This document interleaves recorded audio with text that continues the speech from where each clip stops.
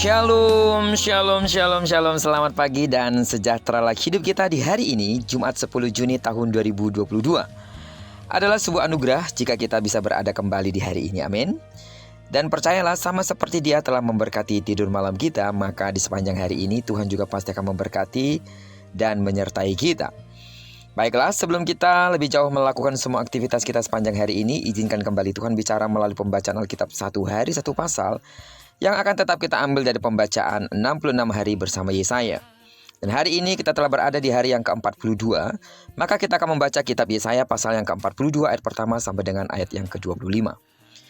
Judul perenungan kita pagi hari ini, tunaikanlah tugas panggilanmu. Sebagai pengantar renungan ini, saya akan coba bacakan untuk kita ayat yang pertama dengan judul perikop, Hamba Tuhan. Lihat, itu hambaku yang kupegang, orang pilihanku yang kepadanya aku berkenan.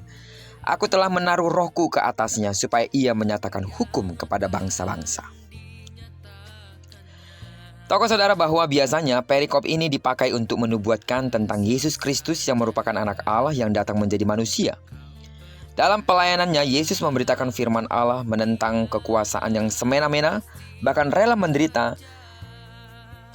Dan ia melakukan itu semua dengan kasih. Ia juga dekat dengan orang-orang marginal, karena ia hendak menyelamatkan dan memulihkan hidup mereka.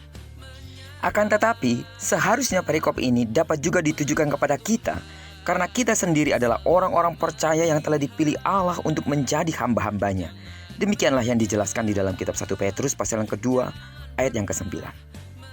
Tentunya mendapat status sebagai orang pilihan berarti ada tugas-tugas khusus yang harus kita pahami. Dari perikop dalam perenungan kita pagi hari ini, ada 5 hal yang harus kita pahami sebagai umat pilihan Allah yang ditentukan menjadi hamba-hambanya. Yang pertama, orang pilihan Allah bekerja di dalam Roh Kudus untuk menjalankan hidup dan pelayanannya. Saudara bisa lihat ayat yang pertama.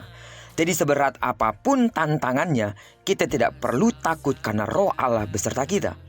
Ayat yang kedua dan ketiga menyatakan hal yang kedua, pelayanan yang dilakukan harus didasarkan pada hukum atau perintah Allah.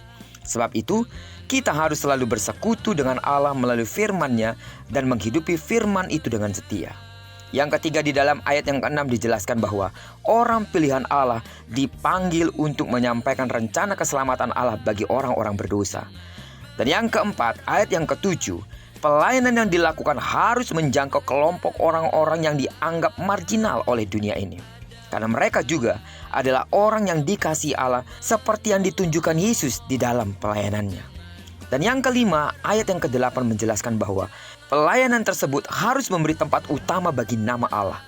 Karena mudah sekali bagi seseorang untuk terjebak mencari kemuliaan bagi dirinya walau dalam konteks pelayanan. Satu-satunya kemuliaan yang ada dalam pelayanan adalah kemuliaan Allah, bukan bagi kemuliaan kita. Karena Dialah Allah yang maha tinggi. Amin. Selama kita menyadari kalau kita adalah hamba-hamba Allah yang dipilih dan ditetapkannya menjadi umat pilihannya, kelima hal ini menjadi dasar bagi kita untuk melakukan pelayanan dimanapun kita berada.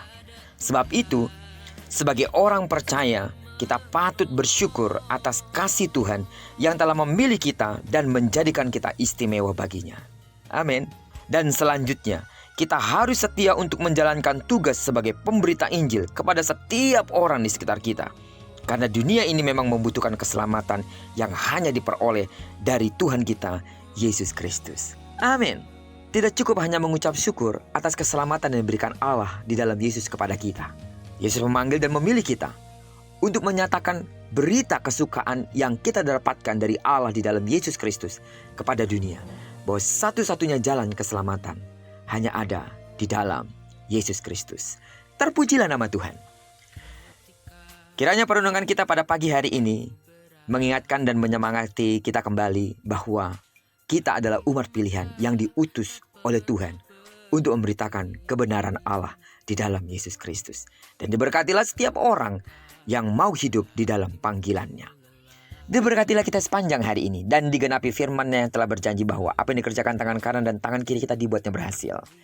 Dan karena kita menyerahkan diri kita kepada Tuhan sepanjang hari ini, maka kemanapun kaki kanan, kaki kiri kita melangkah, di sana pasti kemuliaan Tuhan akan dinyatakan. Tidak jemu-jemunya aku terus berdoa untuk seluruh sidang jemaat Tuhan yang mungkin saat ini masih dalam pergumulan-pergumulan khusus. Dalam nama Yesus, Tuhanlah jadi sandaran dan tempat perlindungan dalam hidupmu. Dan baginya tidak ada yang mustahil. Yang artinya Tuhan pasti memberikan jalan keluar bagi hidup saudara. Diberkatilah kita bersama dengan orang-orang kita kasihi, serta bersama dengan orang-orang yang kita cintai dimanapun mereka berada. Terpujilah nama Tuhan. Shalom.